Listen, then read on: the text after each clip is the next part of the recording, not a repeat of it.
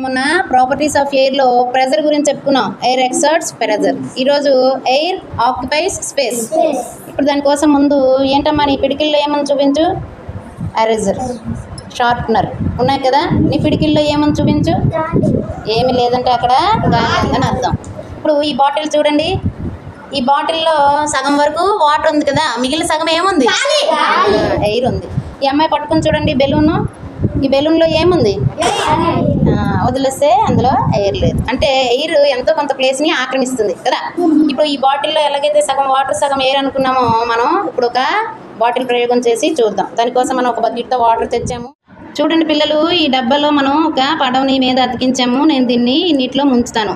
అందరూ కూడా జాగ్రత్తగా పరిశీలించండి. ఈ పడవ తడుస్తుందని మీరు అనుకుంటున్నారా? నేను చూడండి పూర్తిగా డబ్బా అంతా ముంచాను. కనిపిస్తుందా మీ అందరికీ? పూర్తిగా డబ్బా ముంచాను. ఇప్పుడు నేను బయటకు తీసి చూపిస్తాను. చూడండి పడవ తడుస్తుందా తడదా మనం పరిశీలిద్దాం. చూడండి లోపల పడవ అస్సలు తడలేదు. తడిస్తే ఇది పేపర్ కదా, కనిపిస్తుంది కదా. అయితే ఎందుకు తడలేదు? ఈ డబ్బా ఖాళీ కాబట్టి. ఇందాక నేను సగం బాటిల్లో ఎయిర్ ఉందన్నాను కదా, అలాగే ఇందులో కూడా ఎయిర్ ఉంది, గాలి కదా. ఇప్పుడు నేను ఇంకోసారి పెడతాను చూడండి. ఇది బుడగలు వస్తున్నాయా లేవా? బుడగలు కనిపిస్తున్నాయా? ఏంటది? ఆ బుడగల రూపంలో గాలి బయటకు వచ్చేస్తుంది. ఏమవుతుంది? అదిగో ఎన్ని బుడగలు వచ్చాయి చూడండి. వచ్చిందా? ఇప్పుడు ఈ పడవ చూడండి, తడిసిందా?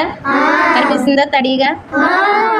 అంటే మనం గాలిని బయటకు వదిలేయడం వల్ల ఆ గాలి ఉండే చోటుని నీరు ఆక్రమించి పడవని తడిపిస్తుంది అనమాట. దీన్ని బట్టి మనకి ఏం తెలిసిందిరా? Air occupies space. ఖాళీ స్థలాన్ని గాలి ఆక్రమిస్తుంది.